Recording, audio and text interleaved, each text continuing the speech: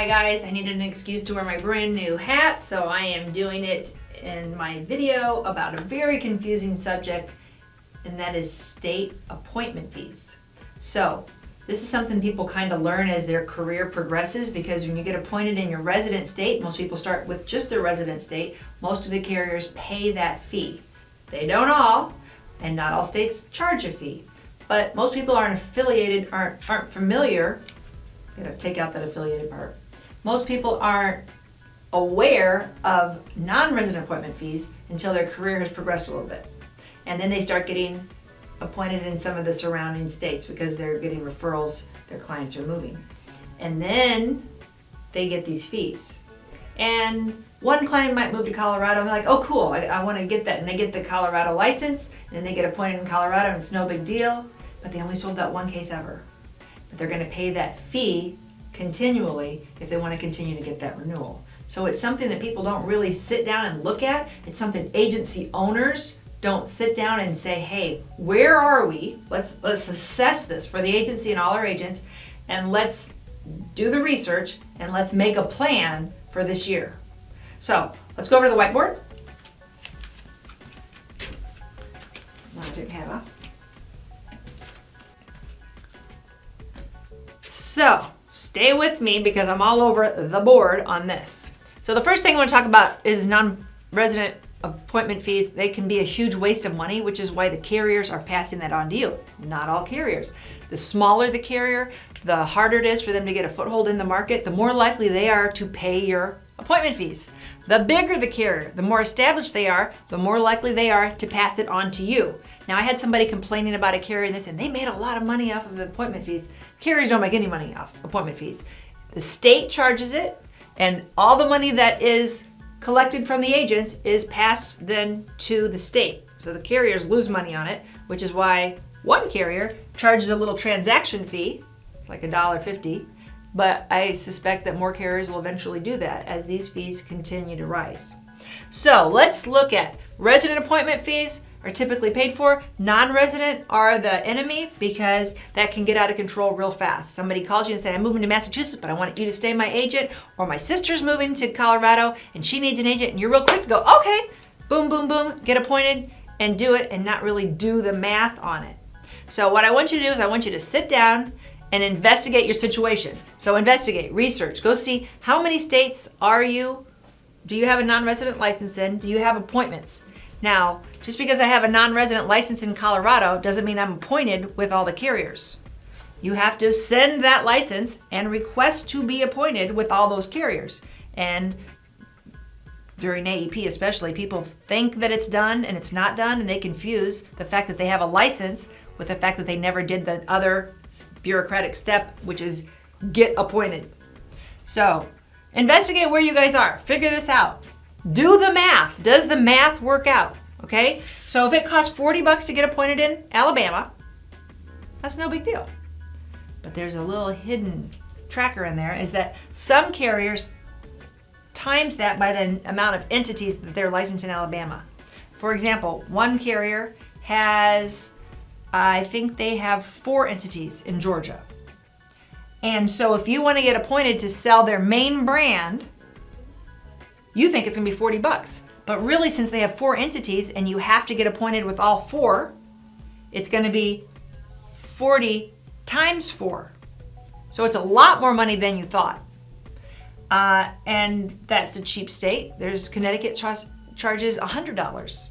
So if you have a carrier that has several entities in a $100 state and you have several agents selling in Connecticut, is that worth it? You got to sit around, do the math. How many renewals do you get? How many active cases do you solicit? Do you buy leads there, or do you just take what comes in the door? So chances are when you do the math, you're going to be shocked and you're going to go, ooh, we probably should have cleaned this up years ago. Terminate your appointments. Now, this is the time of year that appointments renew, and so people call us and they go, oh my God, I just got hit. My son complained that he got hit with $1,300 of non-resident appointment fees that he didn't want to pay. How do I fix this, Mom? Can't fix it. Once they charge it, they take it out of his renewals, you can't fix it. You can't say, hey, I'm sorry, I really didn't need that anymore. It is done. All you can do is go in and terminate it for next year so it doesn't happen again. And this is where you get a compliance problem because your brain is full. And so you'll think, this is stupid. I'm not going to stay appointed in all these states that I don't sell very much in. So you terminate Colorado. Then during AEP, the heat of the rush, somebody says, hey, my sister's moving to Colorado. She needs a policy. And can you get it written? And it's the last day of the month. And can you do it? And you're like, sure, I have a license in Colorado. And you forget that you terminated your appointment. So you're not going to be terminated, but you're also not going to be paid. And most carriers won't fix that retroactively. So this terminating your appointments, you might need to put some maps in front of your agents and saying, hey, you are appointed and licensed with these carriers in these states. Because once you clean it up, sometimes there's a disconnect and people forget and then they sell anyway. Get a referral relationship. I'm not trying to gin up money because this is not a lot of money for the work. But if you have somebody that moves to Connecticut and you're like, I don't want to pay $100 to have a Connecticut license every year, you can refer it to us and we can either sell it on the phone or we can try to refer it to a local agent in Connecticut. Then we'll pay you a $100 MAPD referral. That is the maximum allowed by CMS. So that's the much the government allows. We'll pay $150 if you have a Med Sup referral, $50 or $25 for a Part D. These amounts haven't gone up in years. CMS sets these amounts and they don't want to make it attractive. That's their words, not mine. So you might want to clean that up. This thing with the entities throws you because you're looking at the state appointment fees. You look at Georgia. So you look at Georgia and you're like, $10, that's fine. I want to get all my license appointed in Georgia, all my agents appointed in Georgia. I have 5 agents in my agency and we sell on the phone, okay? That's not a big deal. Georgia's a great state for Medicare. However, based on the carrier, you might have multiple entities. So that's what call your marketer.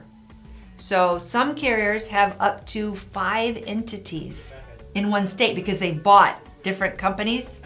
And so you can't just say, I want to be appointed to sell the main one. You have to be appointed and pay those appointment fees with all those. It's based on how they file it and keep it with the state.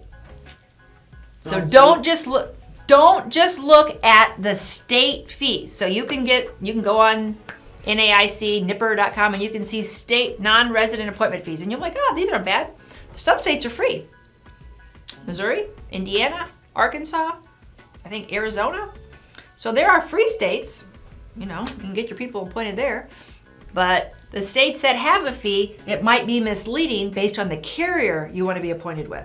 And that's where you got to talk to us at Gordon Marketing so we can help guide you for these unexpected fees.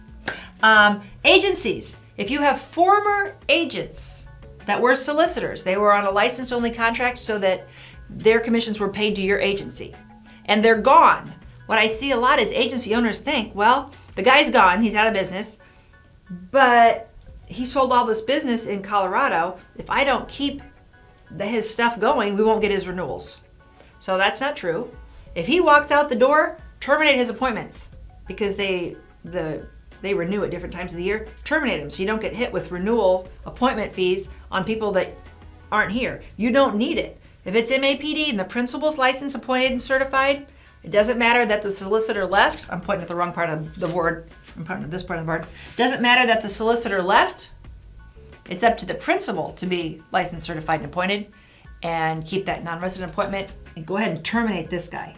You keep your renewals, you don't jeopardize that. There's lots of questions here. There's lots more that I haven't gone into. That's what your marketing team is for at Gordon Marketing. When you have questions, call us. Let us help you not waste a lot of money on unnecessary fees.